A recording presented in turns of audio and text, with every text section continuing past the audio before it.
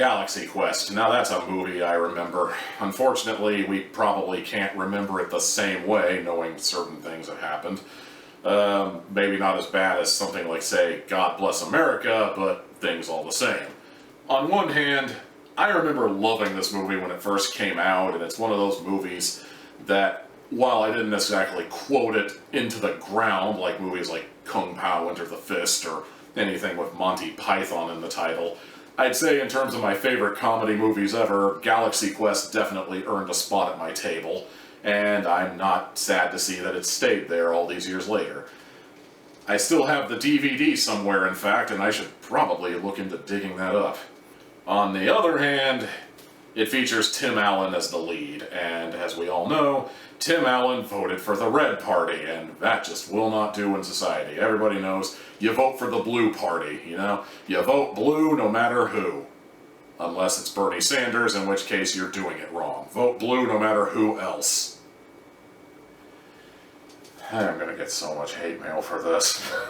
So yeah, I could easily see a lot of people taking their copies of Galaxy Quest and throwing them in the trash so they could stay at the cool kids table, but me personally, maybe it's because I'm not as politically charged as somebody else, maybe it's because Tim Allen isn't as much of a douche about it as some of the other red hats I've seen on Twitter.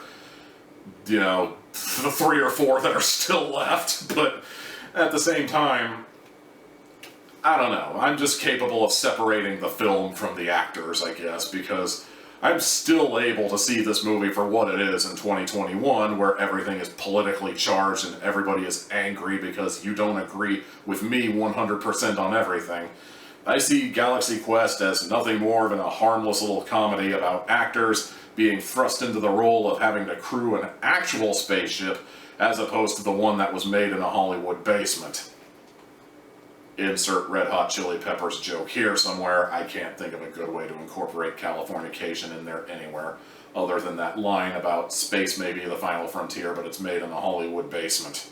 Honestly, the most I can say about this movie, outside of the people who are in the movie, is that the concept itself does require maybe just a smidge of suspension of disbelief, like the idea that an alien race would discover broadcasts of a sci-fi TV show that is totally in no way, shape, or form Star Trek, but looks very much like Star Trek, but, you know, we're royalty-free, whatever. Aliens discovering this broadcast and thinking that this is an actual honest-to-God transmission of a real-life society that actually existed, only to find out it was actually just a TV show. I mean, it's a humorous premise, and I remember thinking it was pretty funny when it was new. I'm not exactly saying it's laugh-out-loud funny, but I still get a little kick of amusement out of it now and then. It's one of those premises overall that really requires some degree of suspension of disbelief, because on the surface it's a funny joke, until you actually think about it for more than, say, 2 minutes. But other than that, there's really not much to complain about this movie. Like, everybody who's in this movie is pretty good at their job, you know. I don't feel like there's a single bad actor in the entire bunch. The special effects are serviceable, considering it's a sci-fi comedy, you know. Like, I kind of imagine they would cheap out on the laser effects and the spaceship effects and so forth, but I actually thought they looked passable. Admittedly, Malazar has kind of an annoying voice. I am so happy that you came to our ship.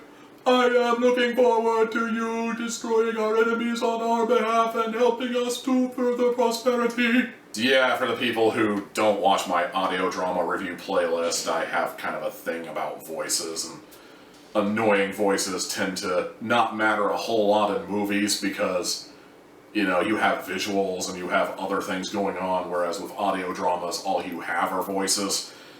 But yeah, Malazar does kind of have an annoying voice, and it does kind of stand out to me at times. But other than that, there's really nothing I can complain about with this movie.